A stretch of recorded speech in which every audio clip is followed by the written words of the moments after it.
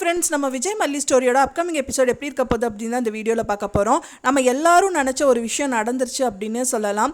ஆமாம் மல்லி, இதுக்கு மேலே வந்துட்டு ஒன்றா நம்ம வந்து நல்லா வாழணும், இல்லைனா வீட்டை விட்டு வெளியில் வரணும் அப்படிங்கிற மாதிரியே நிறைய வியூவர்ஸ் வந்துட்டு எண்ணங்கள் வந்து நிறைய இருந்துச்சு.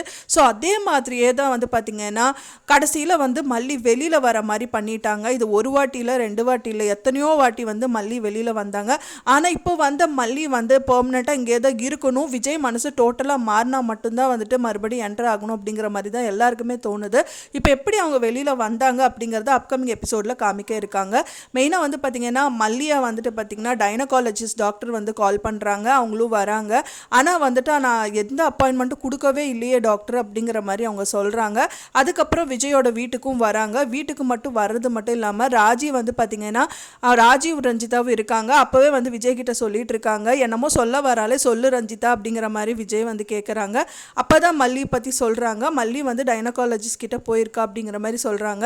அப்புறம் வந்து ராஜி அவளோட பேகை எடுத்து செக் பண்ணு ரஞ்சிதா அப்படிங்கிற மாதிரி சொல்கிறாங்க. அதுக்கப்புறம் அதுக்குள்ளே டேப்லெட்ஸ் எல்லாம் இருக்குது.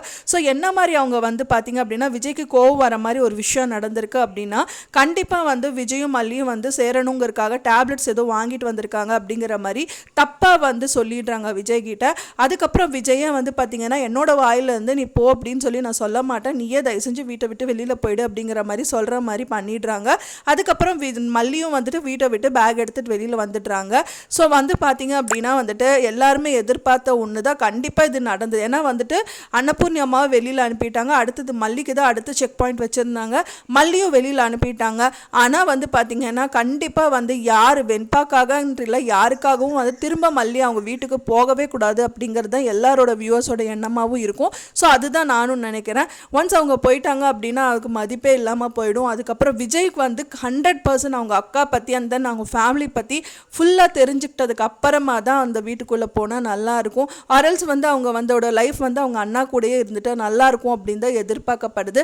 ஸோ நீங்கள் என்ன நினைக்கிறீங்க அப்படின்னு சொல்லிட்டு எனக்கு மறக்காமல் கமெண்டில் ஷேர் பண்ணுங்கள். நான் சொன்ன இந்த தகவல் உங்களுக்கு பிடிச்சிருக்கும்னு நினைக்கிறேன். ஃப்ரெண்ட்ஸ், பிடிச்சிருந்தா மறக்காமல் லைக் பண்ணுங்கள், ஷேர் பண்ணுங்கள், கமெண்ட் பண்ணுங்கள், சப்ஸ்கிரைப் பண்ணுங்கள்.